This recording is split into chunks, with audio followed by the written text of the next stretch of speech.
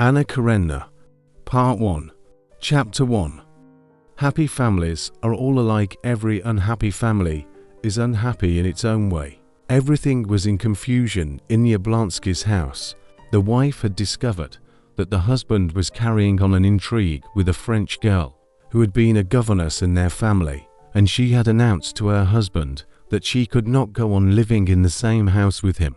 This position of affairs had now lasted 3 days, and not only the husband and wife themselves, but all the members of their family and household were painfully conscious of it. Every person in the house felt that there was no sense in their living together, and that the stray people brought together by chance in any inn had more in common with one another than they, the members of the family and household of the Oblonskys.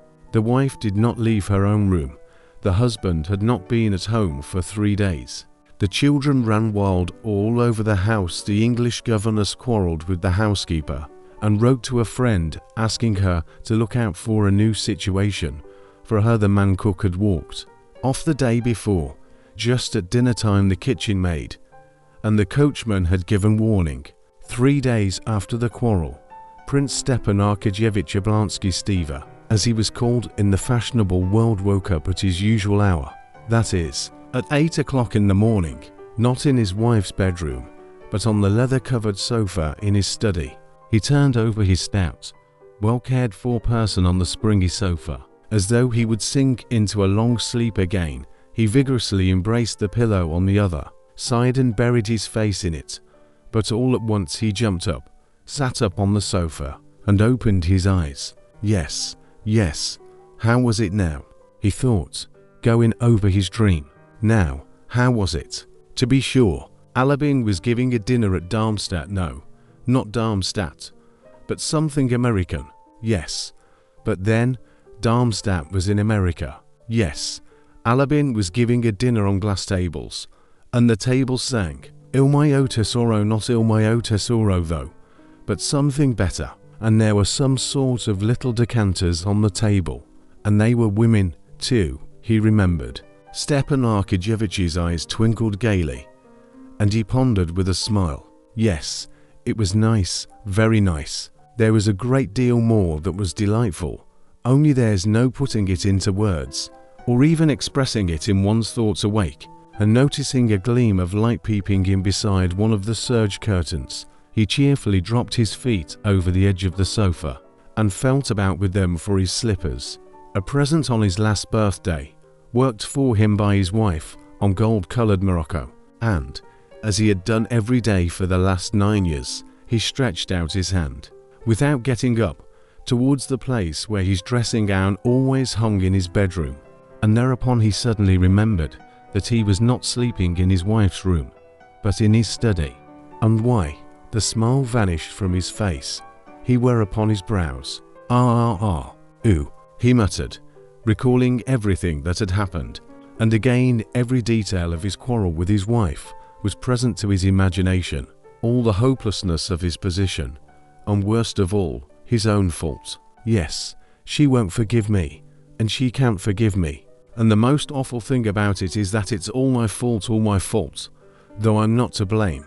That's the point of the whole situation, he reflected. Oh. He kept repeating in despair, as he remembered the acutely painful sensations caused him by this quarrel.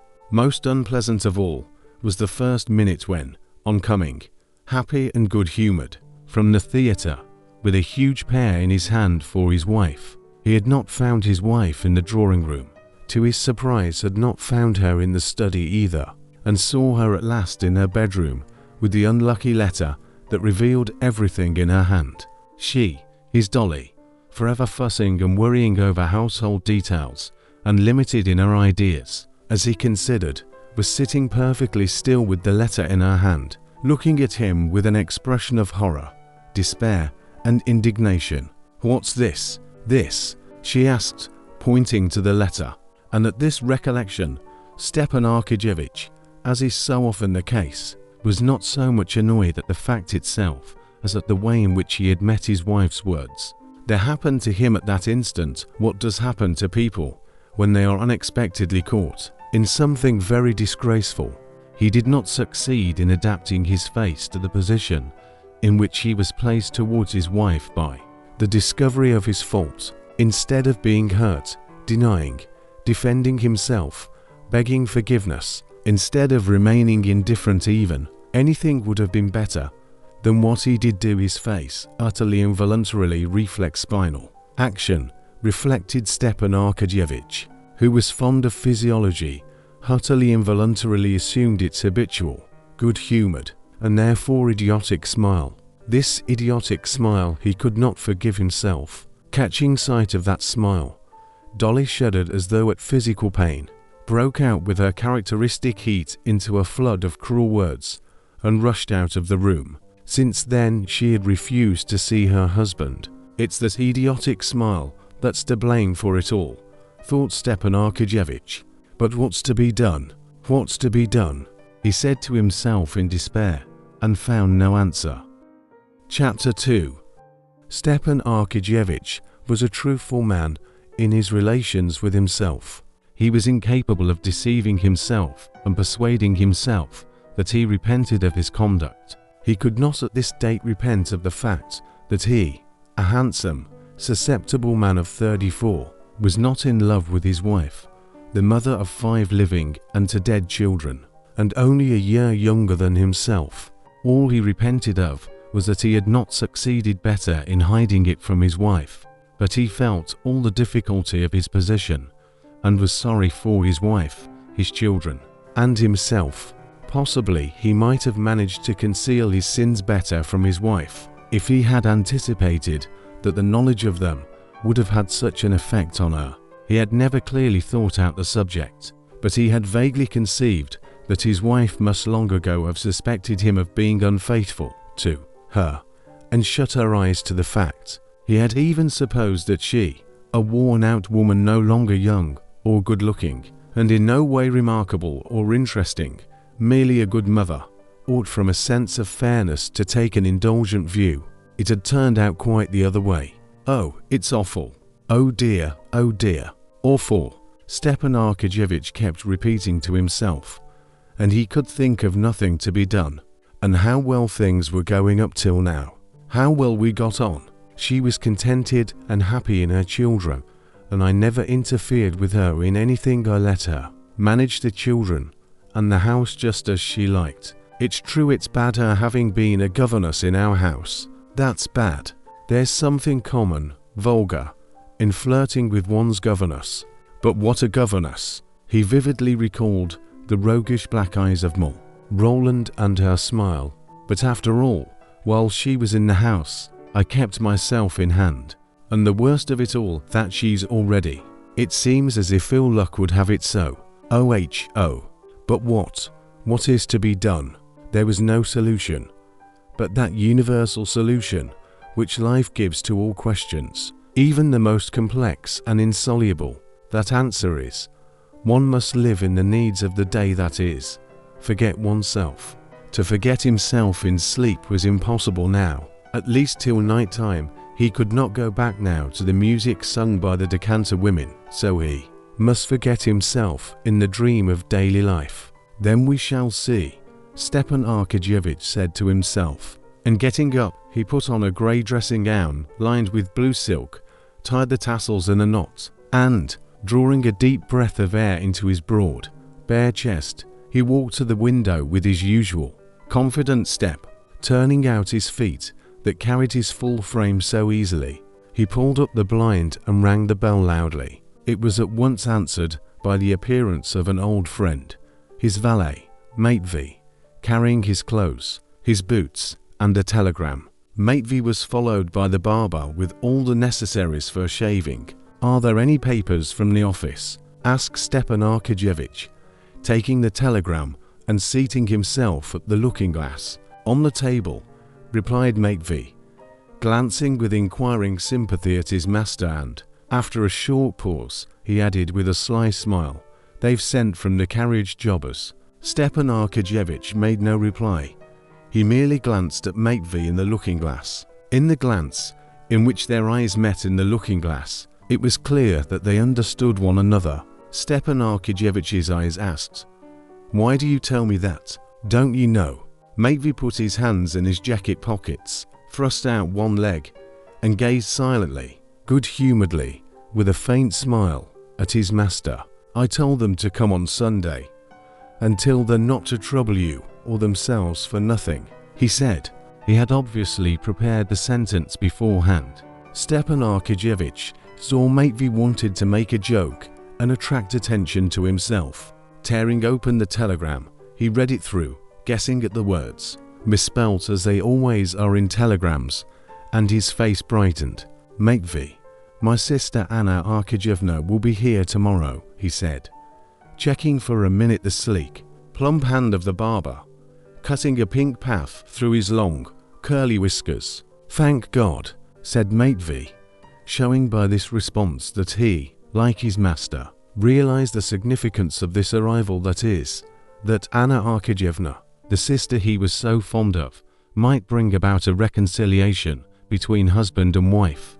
Alone or with her husband? Inquired Matvey. Stepan Arkadyevitch could not answer, as the barber was at work on his upper lip, and he raised one finger. Matvey nodded at the looking-glass. Alone. Is the room to be got ready upstairs? Inform Darya Alexandrovna, where she orders. Darya Alexandrovna, Matvey repeated, as though in doubt. Yes, inform her. Here, take the telegram, give it to her, and then do what she tells you. You want to try it on? Matvey understood, but he only said, yes, sir. Stepan Arkadyevitch was already washed and combed and ready to be dressed when Matvey, stepping deliberately in his creaky boots, came back into the room with the telegram in his hand. The barber had gone. Darya Alexandrovna told me to inform you that she's going away. Let him do that is you as he likes, he said, laughing only with his eyes, and putting his hands in his pockets. He watched his master with his head on one side. Stepan Arkadyevitch was silent a minute.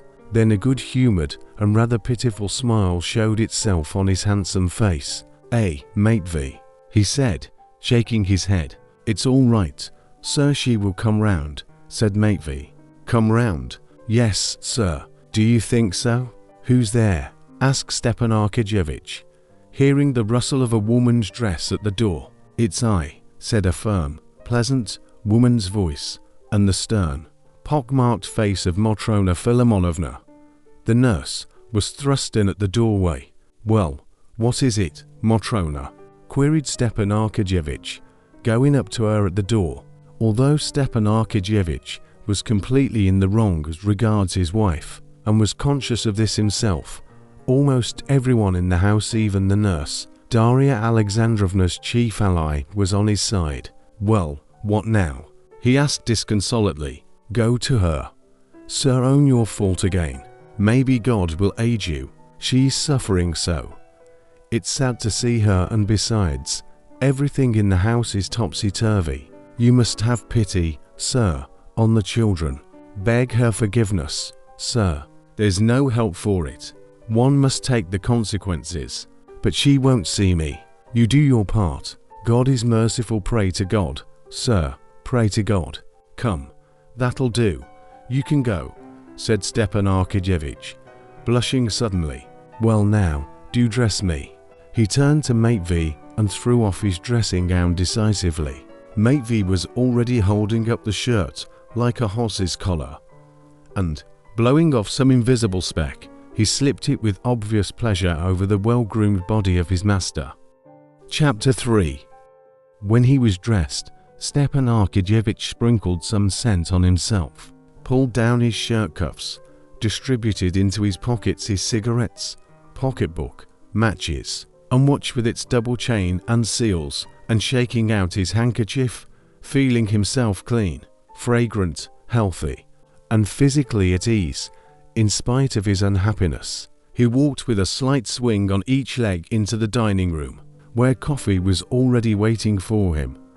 And beside the coffee, letters and papers from the office. He read the letters. One was very unpleasant, from a merchant who was buying a forest on his wife's property. To sell this forest was absolutely essential, but at present, until he was reconciled with his wife, the subject could not be discussed. The most unpleasant thing of all was that his pecuniary interests should in this way enter into the question of his reconciliation with his wife, and the idea that he might be led on by his interests, that he might seek a reconciliation with his wife on account of the sale of the forest, that idea hurt him. When he had finished his letters, Stepan Arkadyevitch moved the office papers close to him, rapidly looked through to pieces of business, made a few notes with a big pencil, and pushing away the papers, turned to his coffee. As he sipped his coffee, he opened a still damp morning paper and began reading it. Stepan Arkadyevitch took in and read a liberal paper, not an extreme one, but one advocating the views held by the majority, and in spite of the fact that science, art, and politics had no special interest for him, he firmly held those views on all these subjects which were held by the majority and by his paper, and he only changed them when the majority changed them all. More strictly speaking, he did not change them, but they imperceptibly changed of themselves within him. Stepan Arkadyevitch had not chosen his political opinions or his views these political opinions, and views had come to him of themselves, just as he did not choose the shapes of his hat and coat, but simply took those that were being worn, and for him, living in a certain society owing to the need, ordinarily developed at years of discretion, for some degree of mental activity to have views was just as indispensable as to have a hat. If there was a reason for his preferring liberal to conservative views, which were held also by many of his circle, it rose not from his considering liberalism more rational, but from its being in closer accordance with his manner of life. The Liberal Party said that in Russia everything is wrong, and certainly Stepan Arkadyevitch had many debts and was decidedly short of money. The Liberal Party said that marriage is an institution quite out of date, and that it needs reconstruction, and family life certainly afforded Stepan Arkadyevitch little gratification and forced him into lying and hypocrisy, which was so repulsive to his nature. The Liberal Party said, or rather allowed it to be understood, that religion is only a curb to keep in check the barbarous classes of the people, and Stepan Arkadyevitch could not get through even a short service without his legs aching from standing up, and could never make out what was the object of all the terrible and high-flown language about another world, when life might be so very amusing in this world. And with all this, Stepan Arkadyevitch, who liked a joke, was fond of puzzling a plain man by saying that if he prided himself on his origin, he ought not to stop at Rurik and discern the first founder of his family, the monkey. And so liberalism had become a habit of Stepan Arkadyevitch's, and he liked his newspaper as he did his cigar after dinner, for the slight fog it diffused in his brain. He read the leading article, in which it was maintained that it was quite senseless in our day to raise an outcry that radicalism was threatening to swallow up all conservative elements, and that the government ought to take measures to crush the revolutionary hydra, that, on the contrary, in our opinion, the danger lies not in that fantastic revolutionary hydra, but in the obstinacy of traditionalism clogging progress, etc., etc. He read another article, too, a financial one, which alluded to Bentham and Mill, and dropped some innuendos reflecting on the ministry. With his characteristic quick-wittedness, he caught the drift of each innuendo, divined whence it came, at whom and on what ground it was aimed, and that afforded him, as it always did, a certain satisfaction. But today, that satisfaction was embittered by Matrona Philomonovna's advice and the unsatisfactory state of the household. He read, too, that Count Beist was rumoured to have left for Wiesbaden, and that one need have no more grey hair, and of the sale of a light carriage, and of a young person seeking a situation. But these items of information did not give him, as usual, a quiet, ironical gratification. Having finished the paper, a second cup of coffee, and a roll and butter, he got up, shaking the crumbs of the roll off his waistcoat, and, squaring his broad chest, he smiled joyously.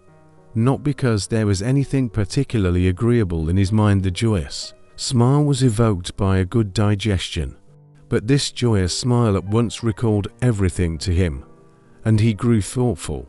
To childish voices, Stepan Arkadyevitch recognized the voices of Grisha, his youngest boy, and Tanya, his eldest girl, were heard outside the door. They were carrying something and dropped it. "I told you not to sit passengers on the roof," said the little girl in English there.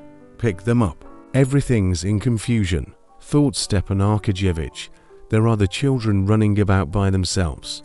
"And go into the door," he called them. They threw down the box that represented a train and came in to their father. The little girl, her father's favorite, ran up boldly, embraced him, and hung laughingly on his neck, enjoying as she always did the smell of scent that came from his whiskers. At last the little girl kissed his face, which was flushed from his stooping posture, and beaming with tenderness, loosed her hands, and was about to run away again, but her father held her back. "How is Mama?"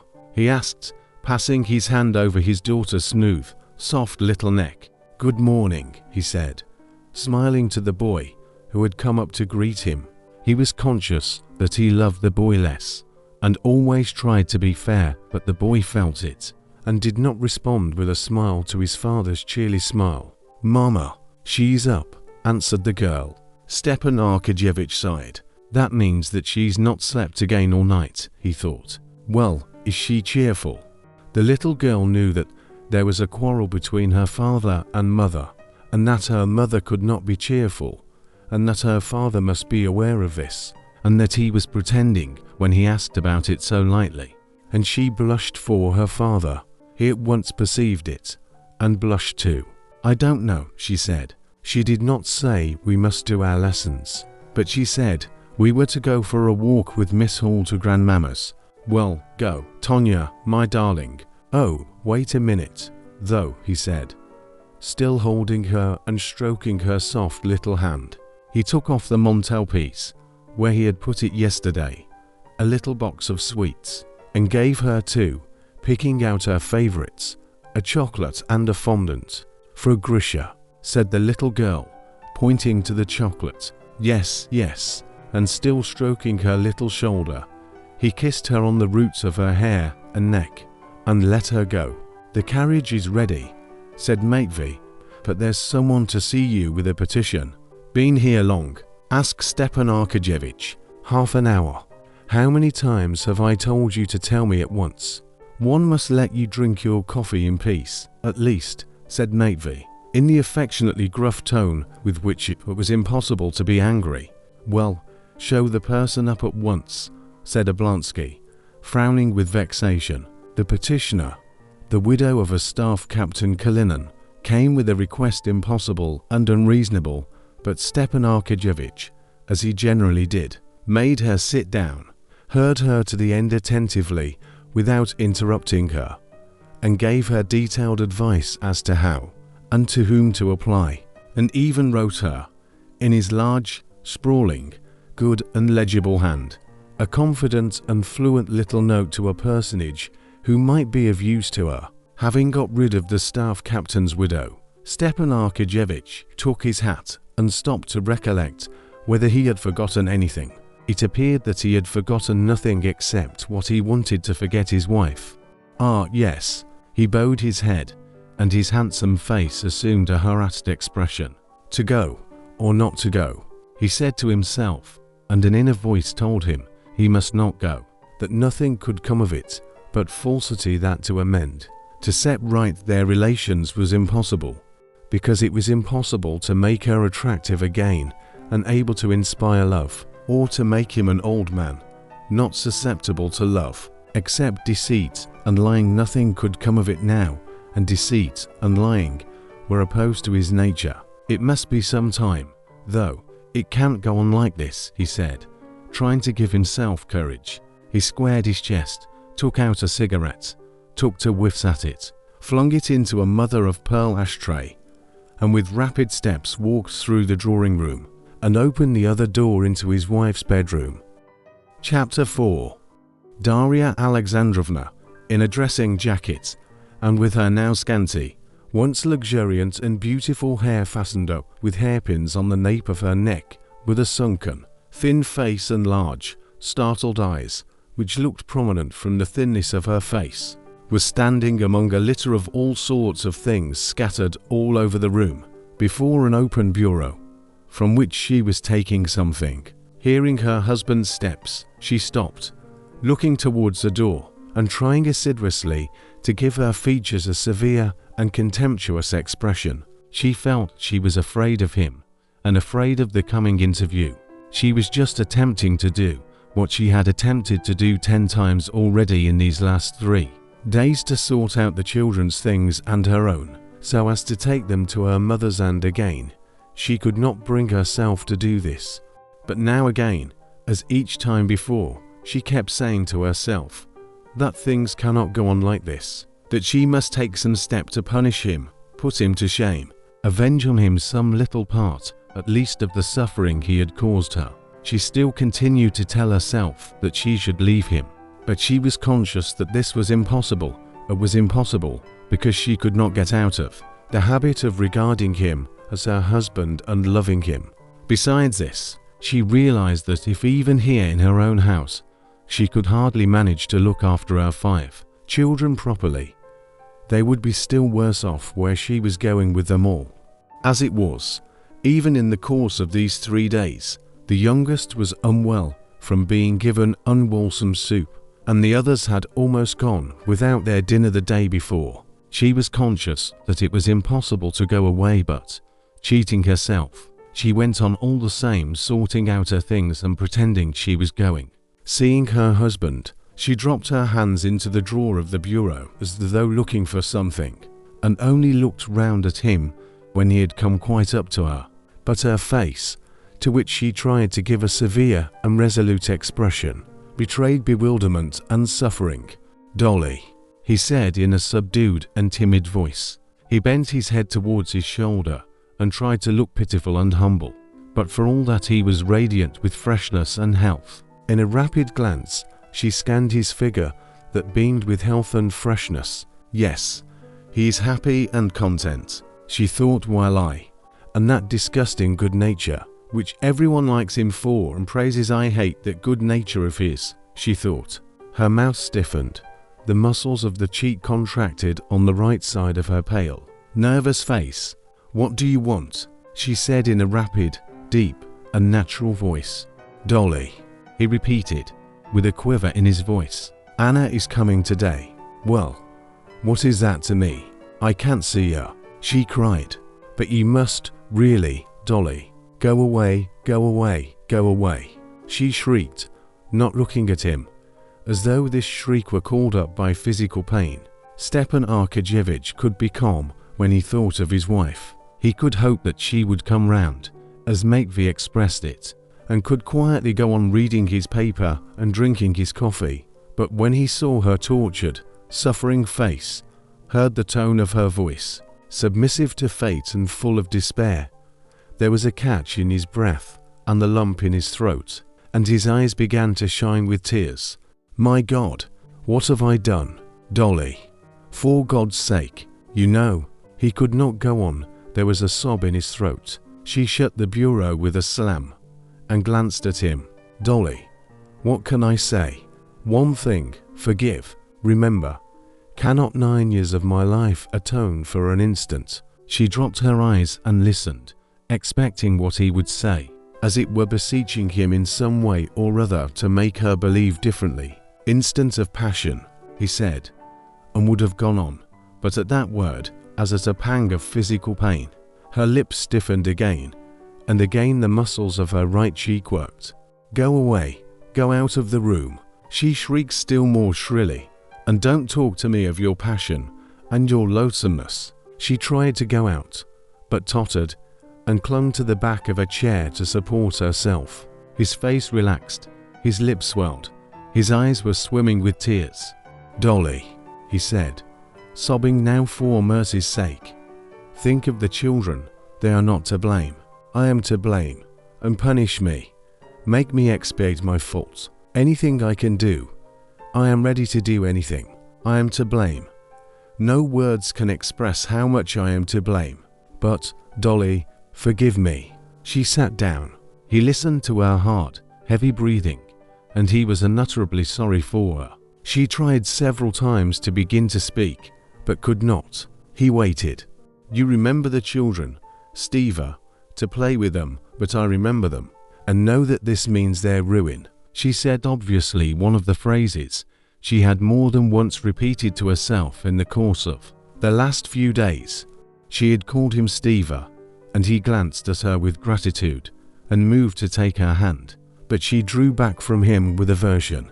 "I think of the children, and for that reason I would do anything in the world to save them, but I don't myself know how to save them. By taking them away from their father, or by leaving them with a vicious father. Yes, a vicious father. Tell me, after what has happened, can we live together? Is that possible? Tell me. Is it possible?" she repeated, raising her voice. "After my husband, the father of my children, enters into a love affair with his own children's governess. But what could I do? What could I do?" he kept saying in a pitiful voice, not knowing what he was saying, as his head sank lower and lower. "You are loathsome to me, repulsive," she shrieked, getting more and more heated. "Your tears mean nothing. You have never loved me. You have neither heart nor honorable feeling. You are hateful to me, disgusting, a stranger, yes, a complete stranger." With pain and wrath, she uttered the word so terrible to herself, stranger. He looked at her, and the fury expressed in her face alarmed and amazed him. He did not understand how his pity for her exasperated her. She saw in him sympathy for her, but not love. "No, she hates me. She will not forgive me," he thought. "It is awful, awful," he said. At that moment in the next room, a child began to cry. Probably it had fallen down. Darya Alexandrovna listened, and her face suddenly softened. She seemed to be pulling herself together for a few seconds, as though she did not know where she was and what she was doing, and getting up rapidly, she moved towards the door. "Well, she loves my child," he thought, noticing the change of her face at the child's cry. "My child. How can she hate me? Dolly, one word more," he said, following her. "If you come near me, I will call in the servants, the children. They may all know you are a scoundrel. I am going away at once, and you may live here with your mistress."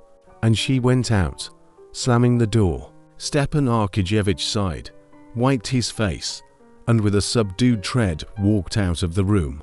"Matvey says she will come round, but how? I don't see the least chance of it. Oh, how horrible it is, and how vulgarly she shouted," he said to himself, remembering her shriek and the words scoundrel and mistress. And very likely the maids were listening. Horribly vulgar, horrible. Stepan Arkadyevitch stood a few seconds alone, wiped his face, squared his chest, and walked out of the room. It was Friday, and in the dining room the German watchmaker was winding up the clock. Stepan Arkadyevitch remembered his joke about this punctual, bald watchmaker, that the German was wound up for a whole lifetime himself to wind up watches, and he smiled. Stepan Arkadyevitch was fond of a joke. "And maybe she will come round. That's a good expression, come round," he thought. "I must repeat that. Matvey," he shouted, "arrange everything with Darya in the sitting room for Anna Arkadyevna," he said to Matvey when he came in. "Yes, sir." Stepan Arkadyevitch put on his fur coat and went out onto the steps. "You won't dine at home," said Matvey, seeing him off. "That's as it happens. But here's for the housekeeping," he said, taking 10 rubles from his pocketbook. "That'll be enough." "Enough or not enough, we must make it do," said Matvey, slamming the carriage door and stepping back onto the steps. Darya Alexandrovna, meanwhile, having pacified the child, and knowing from the sound of the carriage that he had gone off, went back again to her bedroom. It was her solitary refuge from the household cares which crowded upon her directly she went out from it. Even now, in the short time she had been in the nursery, the English governess and Matrona Philomonovna had succeeded in putting several questions to her, which did not admit of delay, and which only she could answer. What were the children to put on for their walk? Should they have any milk? Should not a new cook be sent for? Oh, let me alone, she said, and going back to her bedroom she sat down in the same place as she had sat when talking to her husband, clasping tightly her thin hands with the rings that slipped down on her bony fingers and fell to, going over in her memory all the conversation. He is gone, but has he broken it off with her? She thought, can it be he sees her? Why didn't I ask him? No, reconciliation is impossible. Even if we remain in the same house, we are strangers forever. She repeated again with special significance the word so dreadful to her. And how I loved him. My God, how I loved him. And now don't I love him? Don't I love him more than before? The most horrible thing is, she began, but did not finish her thought, because Matrona Philomonovna put her head in at the door. Let us send for my brother. She said, he can get a dinner anyway, or we shall have the children getting nothing to eat till 6 again, like yesterday. Very well, I will come directly and see about it. But did you send for some new milk? And Darya Alexandrovna plunged into the duties of the day and drowned her grief in them for a time. Chapter 5. Stepan Arkadyevitch had learned easily at school, thanks to his excellent abilities, but he had been idle and mischievous, and therefore was one of the lowest in his class. But in spite of his habitually dissipated mode of life, his inferior grade in the service, and his comparative youth, he occupied the honorable and lucrative position of president of one of the government boards at Moscow. This post he had received through his sister Anna's husband, Alexey Alexandrovich Karenin, who held one of the most important positions in the ministry to whose department the Moscow office belonged. But if Karenin had not got his brother-in-law this birth, then through 100 other personages, brothers, sisters, cousins, uncles, and Aunt Steva Oblansky would have received this post, or some other similar one, together with the salary of 6,000 absolutely needful for him, as his affairs, in spite of his wife's considerable property, were in an embarrassed condition. Half Moscow and Petersburg were friends and relations of Stepan Arkadyevitch. He was born in the midst of those who had been, and are the powerful ones of this world.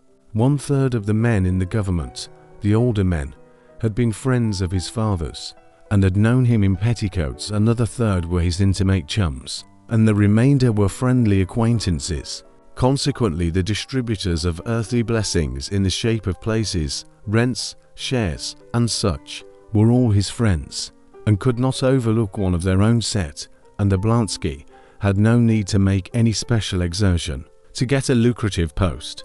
He had only not to refuse things, not to show jealousy, not to be quarrelsome or take offense, all of which from his characteristic good nature he never did. It would have struck him as absurd if he had been told that he would not get a position with the salary he required, especially as he expected nothing out of the way. He only wanted what the men of his own age and standing did get, and he was no worse qualified for performing duties of the kind than any other man. Stepan Arkadyevitch was not merely liked by all who knew him for his good humor, but for his bright disposition and his unquestionable honesty. In him, in his handsome, radiant figure, his sparkling eyes, black hair and eyebrows, and the white and red of his face, there was something which produced a physical effect of kindliness and good humor on the people who met him. Aha, Steva Oblansky, here he is, was almost always said with a smile of delight on meeting him, even though it happened at times that after a conversation with him it seemed that nothing particularly delightful had happened. The next day and the next, everyone was just as delighted at meeting him again.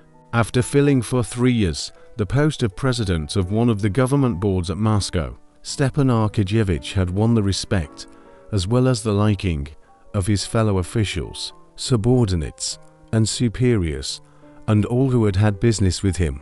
The principal qualities in Stepan Arkadyevitch which had gained him this universal respect in the service consisted, in the first place, of his extreme indulgence for others, founded on a consciousness of his own shortcomings; secondly, of his perfect liberalism, not the liberalism he read of in the papers, but the liberalism that was in his blood, in virtue of which he treated all men perfectly equally and exactly the same, whatever their fortune or calling might be; and thirdly, the most important point is complete indifference to the business in which he was engaged, in consequence of which he was never carried away and never made mistakes. On reaching the offices of the board, Stepan Arkadyevitch, escorted by a deferential porter with a portfolio, went into his little private room, put on his uniform, and went into the boardroom.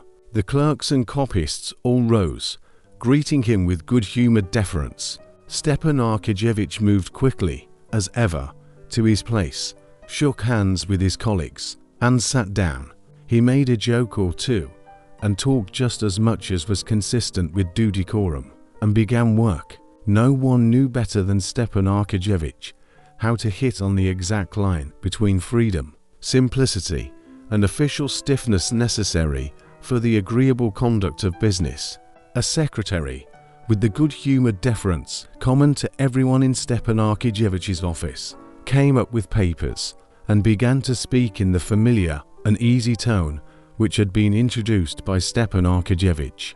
"We have succeeded in getting the information from the government department of Penza. Here, would you care? You've got them at last," said Stepan Arkadyevitch, laying his finger on the paper. "Now, gentlemen," and the sitting of the board began. "If they knew," he thought, bending his head with a significant air as he listened to the report, "what a guilty little boy their president was half an hour ago." And his eyes were laughing during the reading of the report. Till 2 o'clock the sitting would go on without a break, and at 2 o'clock there would be an interval and luncheon.